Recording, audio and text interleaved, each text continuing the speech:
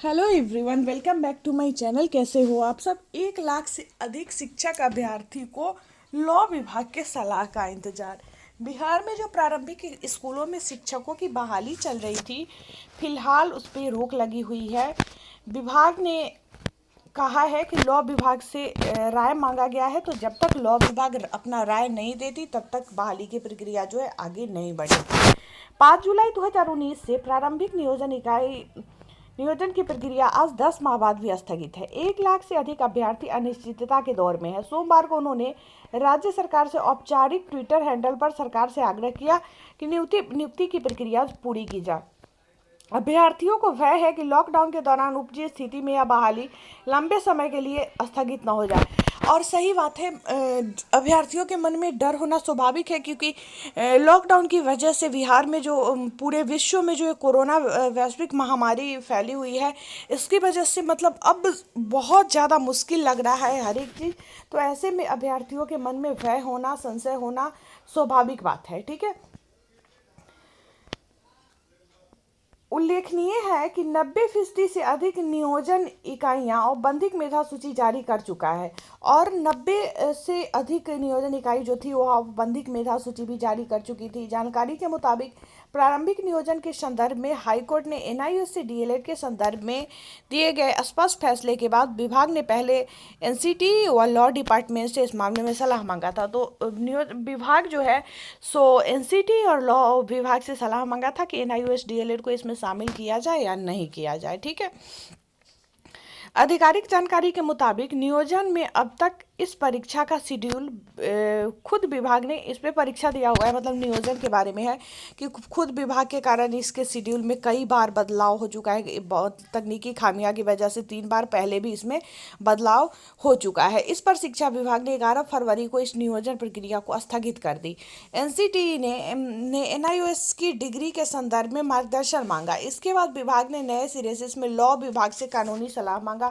Law विभाग ने इस मामले को पर अभी तक अपनी कोई राय नहीं दी है। तो लॉ विभाग से सलाह मांगा गया है और लॉ विभाग कोई राय दे नहीं रहा है इतना टाइम बीत जाने के बाद भी। और विभाग का कहना है कि जब तक लॉ विभाग नहीं कुछ सलाह देता है, नहीं राय देता है, तब तक वह अपना अगला कदम जो है नहीं उठाएगा। 5 जुलाई 2019 को प्रारंभिक शिक्षक नियोजन के लिए जारी विज्ञापन के आधार पर अभ्यर्थियों को प्रदेश के 8500 नियोजन इकाइयों में आवेदन करने का मौका मिला। हालात यह है कि नियोजन इकाई की निष्क्रियता के चलते 3 बार आवेदन की तिथि का विस्तार करते हुए अंतिम रूप से 11 नवंबर तक आवेदन का मौका दिया गया और 31 मार्च 2020 तक नियोजन पत्र देने का अंतिम लक्ष्य रखा गया था। इसके बाद नेक्स्ट है नियोजित शिक्षक से संबंधित न्यूज। डीओ का पत्र नियम विपरीत संघ। बिहार राज्य शिक्षक संघर्ष समन्वय समिति के संयोजक रघुवंश प्रसाद सिंह ने सोमवार को कहा कि जिला शिक्षा अधिकारी ने अपर मुख्य सचिव के वीडियो कॉन्फ्रेंसिंग का हवाला देकर जो पत्र जारी किया है वह नियम के विपरीत है। उन्होंने कहा कि हड़ताल अवधि में नो वर्क नो पे का नियम लागू है, तो योगदान करने वाले शिक्षकों को क्या मिलेगा। उन्होंने कहा कि नियोजित शिक्षक 17 फरवरी से लिखित सूचना देकर शिक्षक हड़ताल पर है, ऐसे में 90 दिन के किस नियम से उन्हें बर्खास्त किया जाएगा। उन्होंने कहा कि 9 हड़ताली शिक्षक की असामयिक मौत हो गई, वह सरकार और शिक्षा विभाग की संवेदनहीनता का उदाहरण है। विरोध करने वाले में मनोज कुमार सिंह, श्रीकांत राय, प्रकाश नारायण यादव, महेश राम, जीतन सैनी, हिमांशु शेखर, पवन कुमार, पंकज कुमार, मुनीलाल सागर आदि शामिल थे। नियमावली से अलग निकाला गया पत्र परिवर्तनकालीन प्रारंभिक शिक्षक संघ के प्रमंडलीय शिक्षक संघ के प्रमंडलीय संगठन लखनलाल निषाद ने कहा कि विभाग सरकार के कैबिनेट के पास नियमावली से अलग शिक्षा विभाग के पत्र को निकाल रहा है। बिहार में 4,17,000 शिक्षक 71 दिन के से संघर्ष कर रहे हैं। शिक्षकों के चट्टानी एकता से सरकार और शिक्षा विभाग बौखला गया है। शिक्षकों के आंदोलन चरम पर है। सरकार अविलंब वार्ता को तैयार भी है। आवश्यक है कि हम शिक्षक अपने आंदोलन को और मजबूत करें। 30 माध्यमिक शिक्षक आए हड़ताल से वापस। डीपीओ अब्दुल सलाम अंसारी ने सोमवार को बताया कि 30 और माध्यमिक शिक्षक हड़ताल से वापस आ गए। 3 दिन से माध्यमिक शिक्षक हड़ताल से वापस आकर योगदान दे रहे हैं। अब 207 शिक्षकों ने हड़ताल तोड़कर योगदान दे दिया है। भूख से हुई शिक्षक की मौत मामले पर संघ ने मानवाधिकार आयोग से की जांच की मांग। भूख से औरंगाबाद के शिक्षक के देहांत मामले पर बिहार माध्यमिक शिक्षक संघ के राष्ट्रीय मानवाधिकार आयोग को पत्र लिखा है।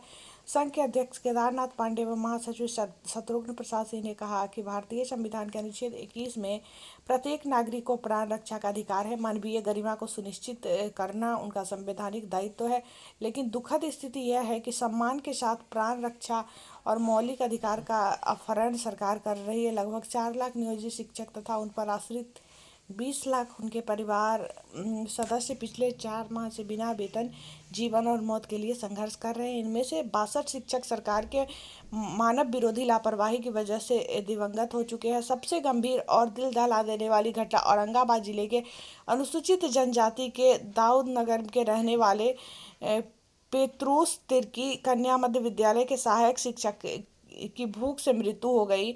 उनकी जांच मानवाधिकार आयोग को अपने स्तर से कराने की मांग संघ ने की है।